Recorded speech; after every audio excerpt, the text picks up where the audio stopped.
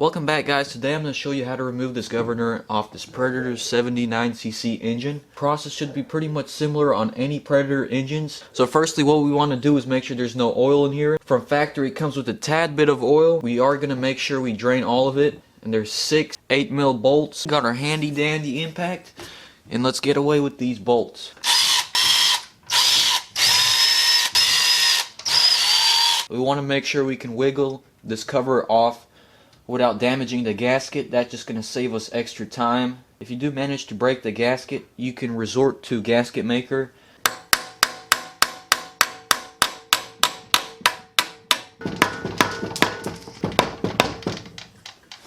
There it goes. I think we got it.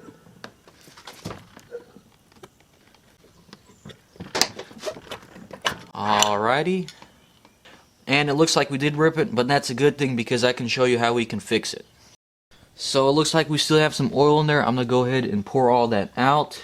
And I can see some assembly lube inside there. There's a spot right there, right by the governor. I'm going to unscrew the gas tank.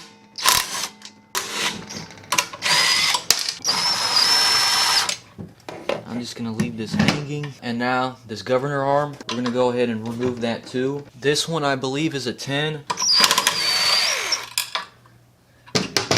Gets right out. There's a cotter pin holding it that we're just going to go ahead and pop out. There it goes. Going to go ahead and disconnect this spring. And we don't need that. So I'll go ahead and cut it. And alrighty, governor. This arm should pop out like that. Time to hammer the... Make sure you don't hit the crankshaft. Boom. And I'll show you how to plug up this hole that we made in the top. There's a little plastic, there's a little washer. This black one, this we are going to reuse, so I would save this. Go ahead and grab you some vice grips right here, lock onto it, and it should be able to pull out.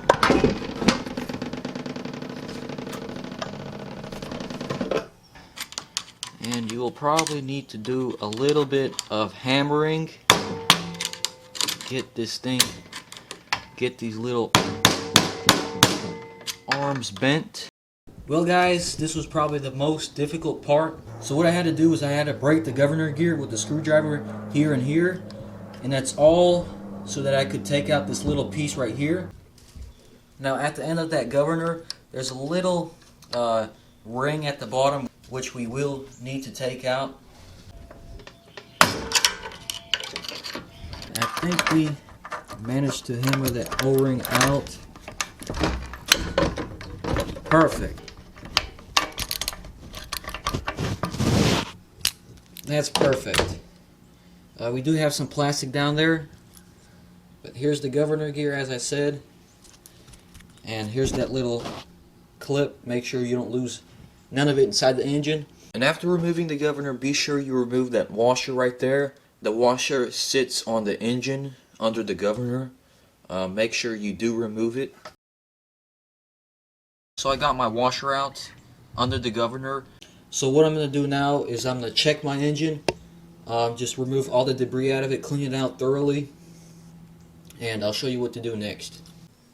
So I'm going to go ahead and use this metal ring that was inside the engine as a kind of little gasket, and we're going to go ahead and stick our bolt in.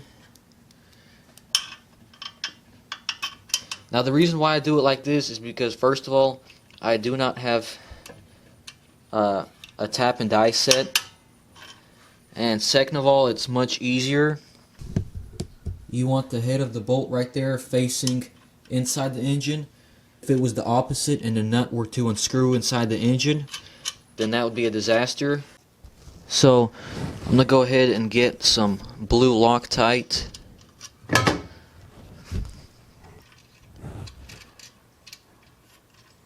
Now I would recommend red, but I don't have any red at the moment. So I'm just going to put a good bit on there. Secure the nut. gonna go ahead and tighten it. Wait, is it a 10? Or is it a 9? It's better to be too tight than too loose.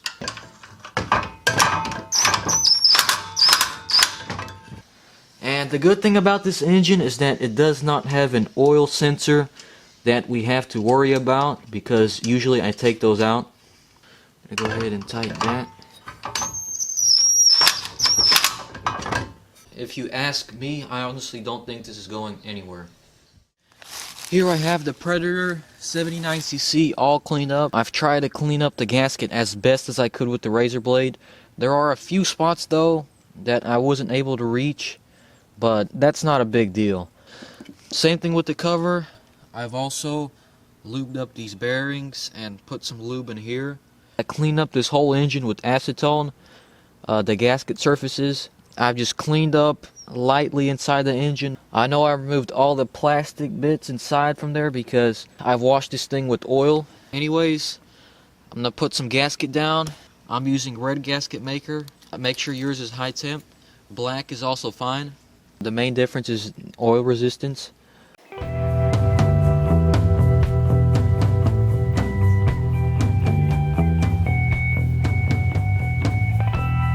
That's the finished product. We need to act fast and make sure the dot on the crankshaft and the dot on the camshaft are together. Final check, make sure there is no debris inside there. Make sure all the washers are out. Timing is on par.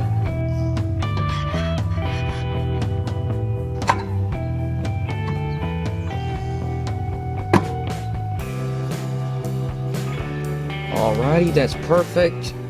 Now, of course, gasket maker needs around 24 hours to dry.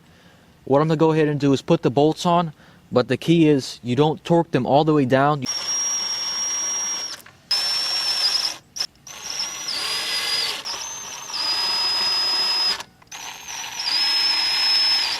Now I'm just going to hand tighten these just a tad bit, and I'm going to go around and make sure they're not too tight or they're not too loose. Otherwise, there won't be a good seal. Now guys, since you have all these missing parts, you may ask, how do I set up the throttle? Well, it's pretty simple. All you need is just some wire, and you stretch it across the carburetor lever here in the throttle linkage. And as you can see, it actuates the carburetor arm. An optional thing you can do, you can stretch the spring out from here and drill a hole somewhere like here, so that way you can spring it back into idle. Well guys, hopefully this video isn't too long, but that's how you take the governor out on a Predator 79cc. And the good thing is, you don't have to worry about taking out an oil sensor because there is none. I know people always take out the oil sensors in 212s, but it was a little bit harder than the 212, but not too difficult. You could do it at home. This video is only meant to help you out. Hopefully it does help you out. And if any of you watching till the end, I appreciate it really much. If you enjoyed this or found it helpful, leave a like down below. And as always, I'll see you in the next video. Peace.